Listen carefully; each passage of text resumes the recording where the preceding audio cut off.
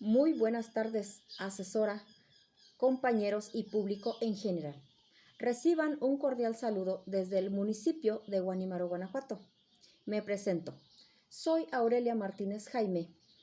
Actualmente me encuentro estudiando la licenciatura en Derecho en la Universidad Virtual del Estado de Guanajuato, UVEC. Mi número de matrícula es 21006477. El módulo del cual les voy a hablar es Juicio de Amparo 2. El reto es litigio estratégico. Mi asesor educativo es la licenciada Rosa María Olivero Sánchez, con fecha 27 de junio del año 2023. De los 4 planteamientos a investigar, elegí el número 4, que es un litigio estratégico y derecho a la no discriminación. Es una sentencia dictada por el juez noveno de distrito en el estado de Michoacán, en la que se analizó la posible inconstitucionalidad de una norma, pues presuntamente restringe la protección de los derechos de los menores de edad que nacen en el contexto de una unión familiar homoparental. Para el inciso A, ¿cuál es la relación del derecho a la no discriminación con el litigio estratégico? En México es necesario llevar a cabo reformas legislativas que permiten armonizar el orden jurídico mexicano con el derecho internacional de los derechos humanos. Sin embargo, aunque esta tarea es necesaria, también es importante tomar consecuencia de que no es suficiente. Además de ello, se requiere desarrollar un importante número de esfuerzos que se refieren a otros ámbitos de la vida pública y de la vida jurídica. Pues ahora vamos a ver los vistos para resolver los autos del juicio de amparo número 1042-2019-2, que es una demanda de amparo, en la cual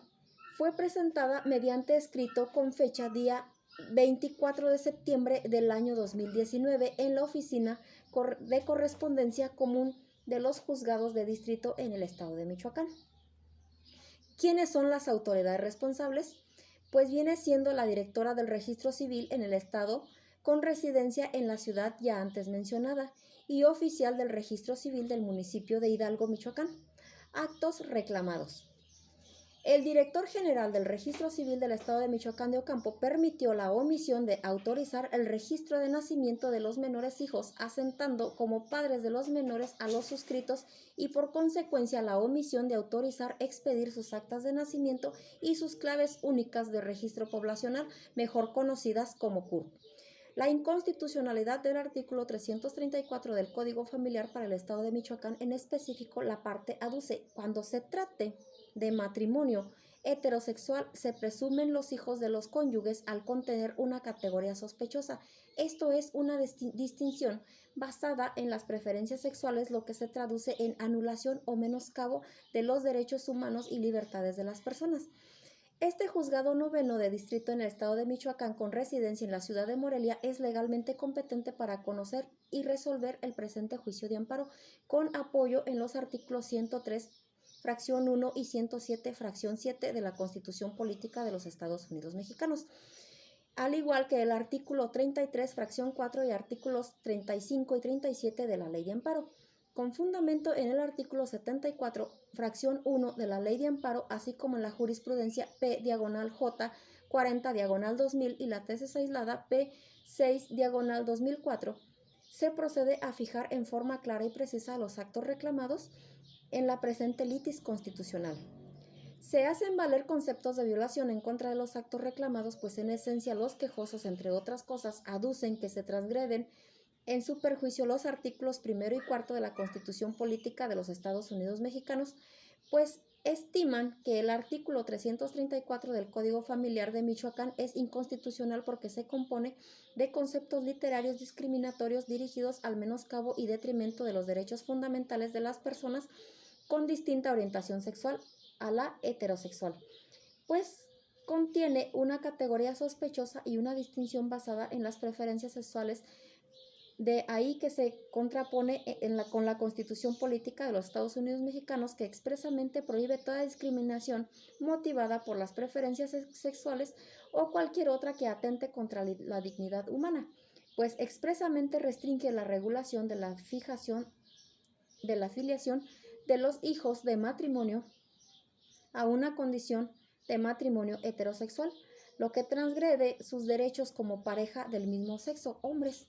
al libre desarrollo de su personalidad, dignidad humana y plena determinación para ejercer su derecho de procreación a través de los métodos de reproducción asistida. Asimismo, aduce que el concepto reclamado resulta inconstitucional porque trastoca los derechos de los matrimonios igualitarios y el derecho a la libertad procreacional de las personas, lo que se traduce en la vulneración de sus derechos como esposos para registrar a sus hijos como nacidos dentro del matrimonio del mismo sexo. El Pleno de la Suprema Corte de Justicia de la Nación considera que debe abandonarse la tesis jurisprudencial que lleva por rubro conceptos de violación, requisitos lógicos y jurídicos que deben reunir, en la que exigía que el concepto de violación para ser tal debía presentarse como un verdadero silogismo, siendo la premisa mayor el precepto constitucional violado, la premisa menor los actos autoritarios reclamados y la conclusión, la contraposición entre aquellas, demostrando así jurídicamente la inconstitucionalidad de los actos reclamados, las razones de la separación de ese escrito radican en que por una parte los artículos 116 y 166 de la Ley de Amparo no exigen como requisito esencial e imprescindible que la expresión de los conceptos de violación sea con formalidades tan rígidas y solemnes como las que establece la aludida jurisprudencia, y por otra, que como la demanda de amparo no debe examinarse por sus partes aisladas, sino considere en su conjunto, es razonable que deben tener como conceptos de violación todos los razonamientos que con tal contenido aparezcan en la demanda. La inconstitucionalidad del artículo 334 del Código Familiar de Michoacán vigente son fundados los conceptos de violación hechos valer, suplidos en su deficiencia de conformidad con el artículo 79, fracción 2 de la Ley de Amparo, procedente en el caso concreto porque se dilucidan derechos de los menores de edad. Para el inciso B, identifica un caso práctico en el que se haya hecho uso de litigio estratégico para la protección del derecho a la no discriminación. El caso de Mininuma. Aun y cuando el derecho a no sufrir discriminación también está consagrado en la Constitución mexicana y en múltiples tratados internacionales firmados y ratificados en el Estado mexicano, vemos así que pobreza, discriminación y violación de los derechos sociales se encuentran ligadas de forma estrecha, cerrando un sistema de opresión del que parece imposible escapar. La comunidad indígena de Mininuma es una de los miles de poblaciones indígenas atrapadas dentro de dicho sistema que desde hace años está luchando por encontrar una puerta de salida y apostando a que el derecho pueda ser una llave que le ayuda a abrirla. Mininuma se encuentra en el municipio de Metlatonoc, en el estado de Guerrero, que junto con Oaxaca y Chiapas son los estados que presentan los índices más bajos en desarrollo humano, salud e ingreso de estos tres. Guerrero es la identidad donde se observan las mayores disparidades del índice de salud dentro de un estado, así como el menor índice de salud del país, dentro del cual el municipio de Metlatonoc es el que presenta el menor índice de salud de desarrollo humano. Frente a dichas condiciones de discriminación, la comunidad se organizó para defender su derecho a la salud. Entre las múltiples estrategias que decidieron poner en marcha, interpusieron un juicio de amparo que obtuvo una sentencia favorable relativa a los derechos sociales, a la salud y a la no discriminación. Dicha resolución, así como sus alcances y límites, son el objeto central de esta investigación. Como conclusión final,